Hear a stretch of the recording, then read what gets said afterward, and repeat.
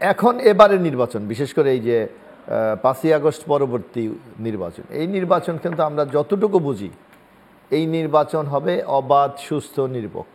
তবে নির্বাচনের যে কথাগুলো নানানভাবে বলা হচ্ছে, বিশেষ করে বিএনপি নির্বাচন একদম প্রধান নির্বাচন কমিশনারের সাথে বৈঠক করেছে, এরপরে প্রধান উপদেষ্টার সাথে যে তাদের বৈঠক হয়েছে, সেখান থেকে বা নির্বাচনের একদম মাঠে প্রস্তুতির যে জায়গাটা, আজকে গণমাধ্যমে দেখলাম যে জামায়াত ব্যাপক প্রস্তুতি নিচ্ছে, যদি জোট নাও হয় তাও তারা এককভাবে 300 আসনে প্রার্থী দিবে।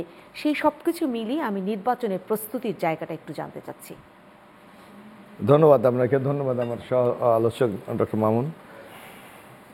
আসলে রাজনৈতিক দলগুলি কিন্তু প্রতিনিয়ত একটি সাংগঠনিক কার্যক্রমের মধ্যে তারা থাকে। বিশেষ করে আমাদের দল বাংলাদেশ জাতীয়তাবাদী দল, তো এই প্রক্রিয়াটা তাদের মধ্যে আরও বেশি। আজকে যদি আপনি দেখেন, আজকে বাংলাদেশে প্রায় 60টি জেলা সদরে এই দুর্বমূল্যের ঊর্ধ্বগতি, আইন শৃঙ্খলার অবনতি, আগামী দিনে একটি অবাধ, সুস্থ, নিরপেক্ষ নির্বাচনের দাবিতে এবং গণমানুষের অধিকার রক্ষার জন্য বাংলাদেশের জেলা পর্যায়ে আজকে কিন্তু সমাবেশ হচ্ছে, মানে 60টা। ধাপে ধাপে তো আরও হবে না, সারা দেশ সবাই আমরা মানে এই ধাপটা আজকে 7টা, এরপর 7টা, এইভাবে আমাদের ভাগ ভাগ হয়ে যাচ্ছে। মানে রমজানের আগে আমরা এই সমাবেশগুলো শেষ করতে চাই। আপনি যান ঢাকা মহানগরীতে, বাংলাদেশের যত মহানগরীগুলি আছে, সেখানে আগামী দিনের রাষ্ট্র মেরামতের জন্য বিএনপি দিয়ে 31 দফা প্রণয়ন করা হয়েছে। সেই 31 দফা আমাদের নেতা কর্মী সমর্থকদের মাঝে প্রতিনিয়ত তাদেরকে বোঝানো হচ্ছে, শেখানো হচ্ছে। যদি তাদের মধ্যে থেকে নতুন কোনো উদ্ভাবনী কোনো বিষয় থাকে যে না, আমার এই পয়েন্টের পরিবর্তে আরেকটি পয়েন্ট দিলে এটা আরও কার্যকরী করা যায়, সেইটাও কিন্তু নেওয়া হচ্ছে। সুতরাং সামগ্রিক একটি রাজনৈতিক দল যে কোনো সময় যে কোনো সিদ্ধান্ত নেওয়ার ক্ষেত্রে তৈরি থাকবে, এইটাই স্বাভাবিক। এই নানা সময় এখন যেমন আপনি একটা বিধ্বস্ত অবস্থা বলে না, সময় চায়। আপনি যদি সময় দেন যে আগামী 15 দিনের মধ্যে সকল রাজনৈতিক দল ইলেকশনে অংশগ্রহণ করতে হবে, আমার মানে 99% সক্ষম হবে।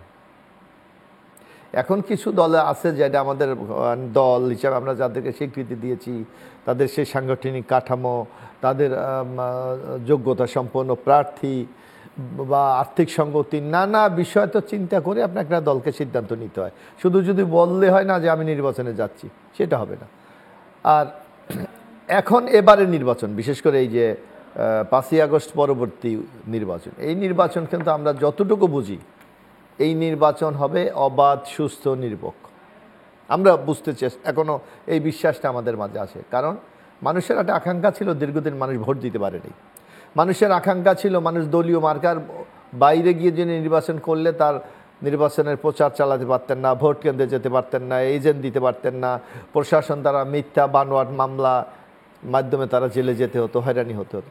তো এবারের মানুষের মধ্যে এখনও পর্যন্ত এই ধারণাটা আছে যে ডক্টর ইউনূসের নেতৃত্বে আগামী দিনে একটি নিরপেক্ষ সরকার হবে।